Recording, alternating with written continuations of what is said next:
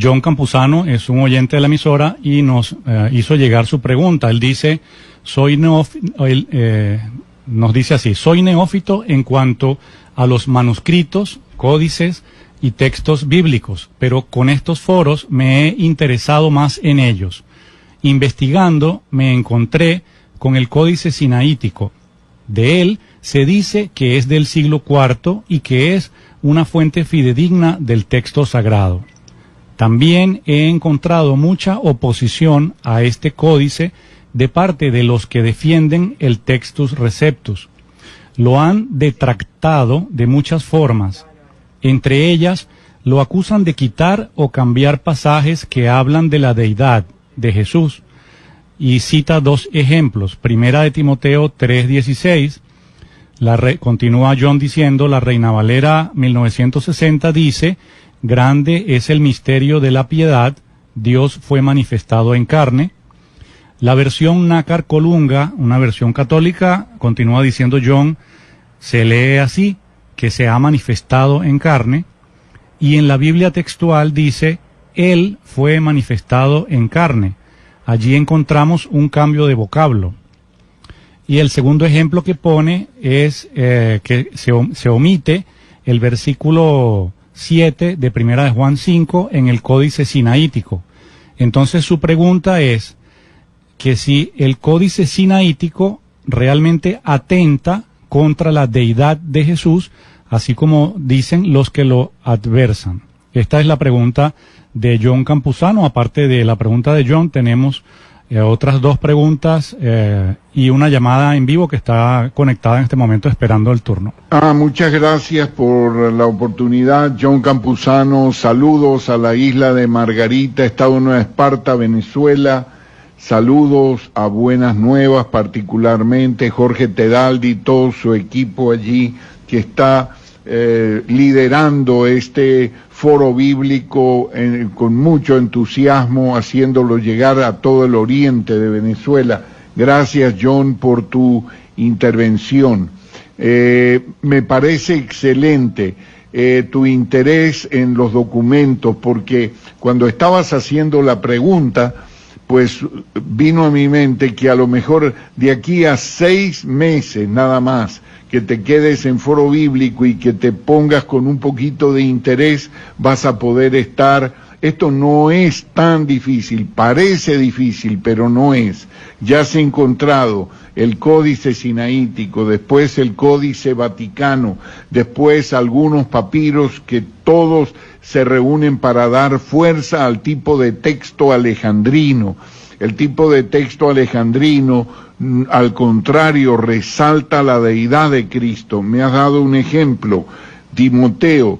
¿En qué le quita a Timoteo que Dios fue manifestado en carne cuando dice Él fue manifestado en carne?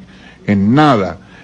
Eso es una petulancia del escriba, del Textus Receptus, que quiere intervenir en tu mente y te quiere guiar, porque ¿qué pasa? Fíjate bien, hay otra parte donde dice, todo lo puedo en Cristo que me fortalece. Bueno, no tiene el texto crítico de los escribas más antiguos la palabra Cristo, sino dice, Pablo dice, todo lo puedo en el que me fortalece. Entonces, ¿por qué? Porque antes la buena traducción te dice, en todo y por todo he aprendido el secreto. Todo lo puedo en el que me fortalece. Ahora yo te pregunto a ti, John, ¿te gustaría más descubrir quién es el que te fortalece por ti mismo? ¿O tú piensas que te lo tiene que decir un escriba, que es el que Cristo te fortalece?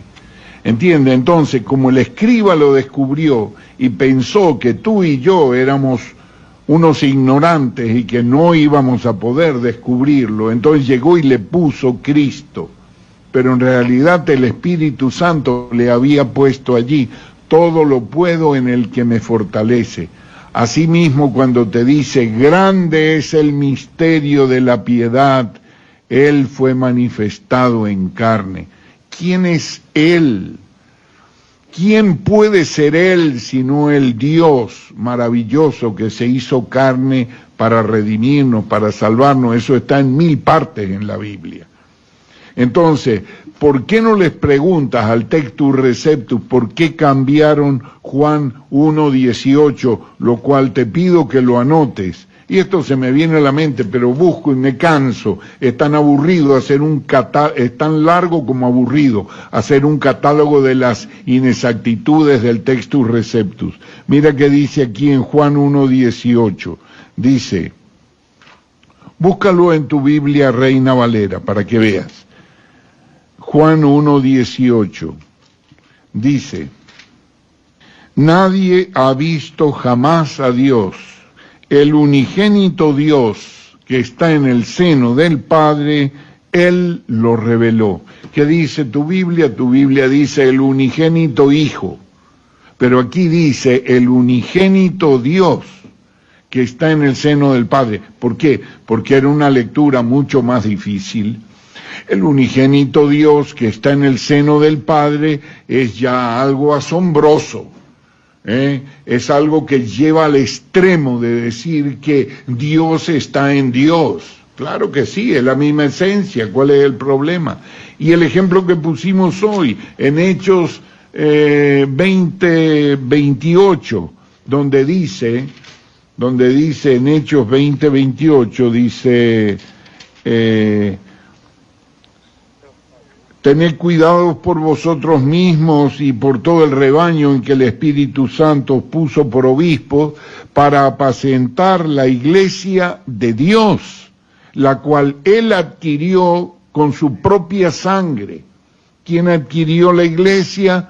Con su propia sangre, pues Dios. Pero esto al Textus Receptus le pareció muy audaz y sacó la palabra Dios de los manuscritos alejandrinos y puso la palabra Señor, porque le pareció que Dios no tenía sangre. Pues está muy equivocado, claro que tiene sangre Dios. Si creemos que Jesús es Dios, entonces Dios tiene sangre. Entonces hay miles de ejemplos que te puedo dar donde se realza, y mucho menos después en la traducción, que lamentablemente Casiodoro Reina no tenía, ni Cipriano de Valera, no tenían los conocimientos profundos que se necesitan para traducir cabalmente una Biblia. Esa es la verdad.